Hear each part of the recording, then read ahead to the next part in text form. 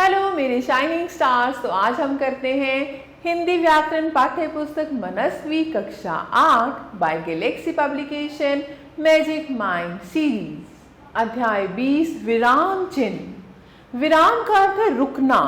बोलते समय बोलने वाले को अपनी बात स्पष्ट करने के लिए बीच बीच में कुछ स्थानों पर रुकना पड़ता है।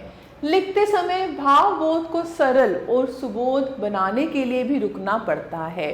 कहीं अधिक समय के लिए रुकना पड़ता है तो कहीं कम समय के लिए। रुकने वाले स्थानों को प्रकट करने के लिए कुछ विशेष चिन्ह लगाए जाते हैं जिन्हें विराम चिन्ह कहते हैं। कथित भाषा में विभिन्न स्थानों पर वक्ता को कब, कितना व कहाँ रुकना है उनको प्रकट करने के लिए प्रयोग किए गए चिन्ह विराम चिन्ह कहलाते हैं। विराम चिन्ह के भेद। हिंदी भाषा में प्रयुक्त होने वाले विराम चिन्ह निम्नलिखित है। पहला है अल्प विराम। अल्प विराम का अर्थ है थोड़ा रुकना। यह सर्वाधिक प्रयोग में लाया जाता है। इसे हम इस चिन्ह से प्रकट करते हैं, जिसे हम कोमा भी कहते हैं। इसका प्रयोग निम्नलिखित स्थितियों में किया जाता है। जब एक ही वाक्य में 3 या 3 से अधिक संज्ञा, क्रिया विशेषण या क्रिया विशेषण आते हैं तो 2 या 2 से अधिक शब्दों के बीच अल्प विराम आता है। जैसे हरिद्वार अल्प विराम, प्रयाग अल्प विराम, वाराणसी और काशी गंगा के किनारे स्थित हैं। यदि किसी वाक्य में एक ही प्रकार के कई शब्दों के जोड़े प्रयुक्त हों और उनके बीच में और आया हो तो उन जोड़ों को अलग अलग करने के लिए अल्प विराम लगाया जाता है। जैसे हानि और लाभ, जीवन और मरण, जय और पराजय ईश्वर के हाथ में है। संबोधन के पश्चात अल्प विराम लगाया जाता है। जैसे निखिल, आजकल तुम बहुत पढ़ते हो, तो निखिल के बाद अल्प विराम। दूसरा है अर्धविराम। अर्धविराम के लिए हम इस चिन्ह का प्रयोग करते हैं। हिंदी में इसका प्रयोग अपेक्षाकृत कम होता है, फिर भी निम्नलिखित स्थानों पर इसे लगाया जाता है। 2 से अधिक प्रधान उपवाक्यों के लिए यदि एक ही कर्ता का प्रयोग हुआ हो तो उसके बाद अर्धविराम का प्रयोग होता है। जैसे वह जहां जाता है वहीं बैठता है, कभी रोता है कभी हंसता है, तो यहाँ पर हमने अर्धविराम का लगाया है। उपाधियों के बीच में भी अर्धविराम लगाया जाता है। जैसे MA हिंदी संस्कृत, साहित्य रत्न, BA B.Ed। तीसरा है पूर्ण विराम। इसका चिन्ह ये है, परंतु अब कुछ पत्रिकाओं में इसके स्थान पर बिंदु का भी प्रयोग होने लगा है, किंतु ज्यादातर लेखक आज भी इसका परंपरागत चिन्ह ही लगाते हैं। इसका प्रयोग निम्नलिखित स्थानों पर किया जाता है। प्रत्येक पूर्ण वाक्य के अंत में इस चिन्ह का प्रयोग किया जाता है। जैसे अमेरिका एक विकसित राज्य है। किसी को आदेश देते समय भी इसी चिन्ह का प्रयोग किया जाता है। जैसे खाना लाओ। कभी कभी अर्थ की पूर्णता के कारण और, परंतु, अथवा, इसलिए, अंत आदि समुच्चय बोधकों से पहले भी वाक्य के अंत में इस पूर्ण विराम का प्रयोग किया जाता है। जैसे मैं आपकी किसी प्रकार की मदद नहीं कर सकता, पूर्ण विराम, अतः आपको मेरे पास आने की आवश्यकता नहीं है, पूर्ण विराम। आगे है योजक चिन्ह। योजक का अर्थ है जोड़ना। 2 पदों को जोड़ना ही योजक कहा जाता है। इसका चिन्ह है ये। इसे समास बोधक चिन्ह भी कहते हैं। इसका प्रयोग निम्नलिखित स्थानों पर होता है। सहचर शब्दों में इसका प्रयोग होता है। जैसे खाना पीना, आना जाना, बार बार, कभी कभी आदि। दमदम समास में भी इसका प्रयोग होता है। जैसे राजा, रानी, गाय, भैंस, हाथ, पांव आदि। निर्देशक चिन्ह। यह योजक चिन्ह के आकार से बड़ा होता है। इसका चिन्ह ये है। उदाहरण अथवा कथन से पूर्व इस चिन्ह का प्रयोग किया जाता है। जैसे गांधी जी ने कहा, अहिंसा से बड़ा कोई अस्त्र नहीं है। विवरण चिन्ह। किसी वस्तु के विस्तार से वर्णन में इसका प्रयोग किया जाता है। इसका चिन्ह है ऐसे 2 बिंदु और बीच में ऐसे। जैसे इस देश में 4 महानगर हैं, कोलकाता, दिल्ली, मुंबई, चेन्नई। 7वां है प्रश्नवाचक चिन्ह, हिंदी में प्रश्नवाचक चिन्ह का प्रयोग सदैव वाक्य के अंत में होता है। इसका चिन्ह ये है। इसका प्रयोग निम्नलिखित स्थानों पर किया जाता है, जैसे जिस वाक्य में कोई प्रश्न पूछा जाए उसके अंत में इसे लगाते हैं। जैसे क्या राजेश बाहर गया है? ऐसे शब्दों, संख्याओं आदि के बाद भी प्रश्नवाचक चिन्ह लगाया जाता है जिनके बारे में लेखक निश्चित ना हो, जैसे कबीर विधवा ब्राह्मणी के पुत्र थे। विस्मय आदि बोधक चिन्ह, प्राय विस्मय आदि बोधक मनोभावों, हर्ष, शोक, घृणा आदि को व्यक्त करने के लिए इस चिन्ह का प्रयोग होता है, जैसे हाय क्या होगा, हे भगवान, चिन्ह लगाएंगे, हमारी मदद कीजिए। आगे है उद्धरण चिन्ह। इसका प्रयोग इकहरे और दोहरे दोनों रूपों में किया जाता है। जहां किसी पुस्तक में से कोई वाक्य अथवा अवतरण को ज्यों का त्यों उद्धृत किया जाता है, वहां दोहरे उद्धरण चिन्ह का प्रयोग होता है।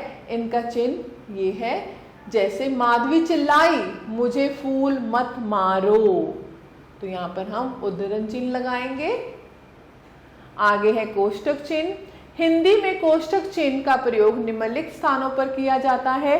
वाक्यों में लिखित पद विशेष को भली भांति स्पष्ट करने के लिए, जैसे सत्यवादी हरीशचंद्र हमने कोष्टक में लिख दिया, सत्यवादी हरीशचंद्र ने सत्य का मार्ग अपनाया। क्रमांक के साथ इसका प्रयोग होता है, जैसे लिंग दो भेद होते हैं, क्रमांक 1 पुल्लिंग, क्रमांक 2 स्त्रीलिंग। अंग्रेजी रूपांतर देने के लिए, जैसे साइंस टीचर ने हमें आज विद्युत कोष्ठक इलेक्ट्रिसिटी का पाठ पढ़ाया। 11वां है लोप सूचक चिन्ह। वाक्य या अनुच्छेद में कुछ अंश छोड़कर लिखना हो तो लोप सूचक चिन्ह का प्रयोग किया जाता है, जैसे सुरेश ने नरेश को कहकर मारा।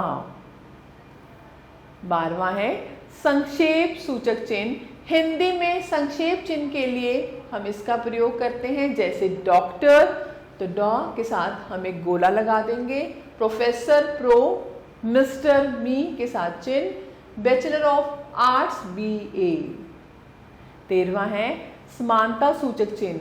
जब एक ही वस्तु की तुलना या समानता दूसरी वस्तु की प्रदर्शित की जाती है तो दोनों के बीच में समानता सूचक चिन्ह लगाते हैं। ये ज्यादातर हम गणित में प्रयोग करते हैं, जैसे 6 × 6 12 के बराबर है, 1 मीटर 100 सेंटीमीटर के बराबर है, और ऐसे ही हम यहाँ पर बराबर का निशान लगा सकते हैं समानता का।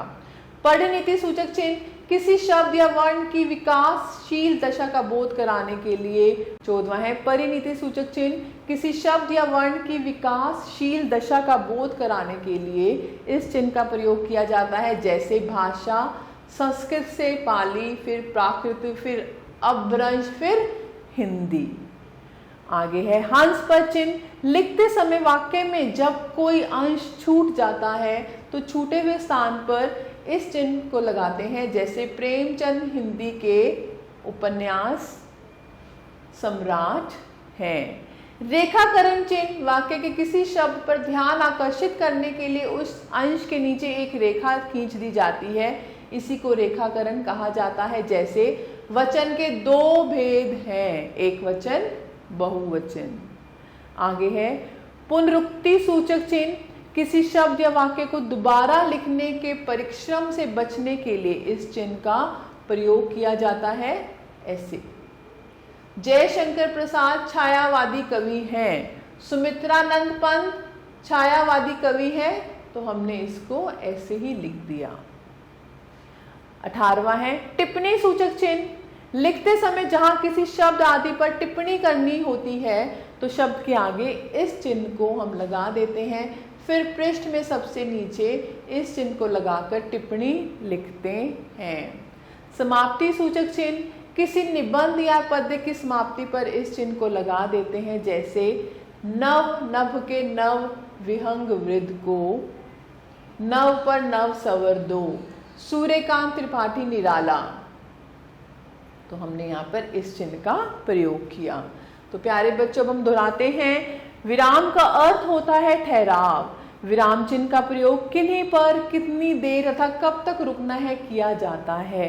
विराम चिन्ह निम्नलिखित प्रकार के होते हैं: अल्प विराम, अर्ध विराम, पूर्ण विराम, योजक। निर्देशक, विवरण, प्रश्न सूचक, विस्मयादि बोधक, उद्धरण, कोष्ठक, लोभ सूचक, संक्षेप सूचक, समानता सूचक, परिणति सूचक, हंस पद, रेखांकन, पुनरुक्ति सूचक, टिप्पणी और समाप्ति सूचक। अब आपकी बारी प्यारे बच्चों। प्रश्न 1 आप कर सकते हैं। प्रश्न 2 है निम्नलिखित नामों के विराम चिन्ह लिखिए। तो आपने यहाँ पर विराम चिन्ह लगाने हैं। जैसे क है प्रश्नवाचक चिन्ह, तो ये आपको अच्छे से पता है प्रश्नवाचक चिन्ह क्या होता है। ऐसे ही विस्मयादि बोधक चिन्ह, पूर्ण विराम, ऐसे आप ही कर सकते हैं। प्रश्न 3 है निम्नलिखित चिन्ह के आगे उनके नाम लिखिए। इनके आगे नाम लिखना है हमें। प्रश्न 4 है उचित विराम चिन्ह लगाइए। मेरा नाम विशाल है, तो आप कहां पे लगाएंगे? पूर्ण विराम। हाय ये क्या हो गया, हाय के बाद विस्मय सूचक, ये क्या हो गया। क्या आप अपना दफ्तर गंदा रखते हैं, ये प्रश्न सूचक है, तो ऐसे ही आप कर सकते हैं। गतिविधि, समस्त विराम चिन्हों का प्रयोग करते हुए अपने अभिभावक पैसे भेजने के लिए पत्र लिखिए। इसे भी जानिए। अपूर्ण विराम को उपविराम भी कहा जाता है। विराम चिन्हों से अर्थ में स्पष्टता आती है। मैं आशा करती हूँ आपको अध्याय अच्छे से समझ आया होगा। तो प्यारे बच्चों, आप सभी का तहे दिल से धन्यवाद। हमेशा खुश रहें और स्वस्थ रहें।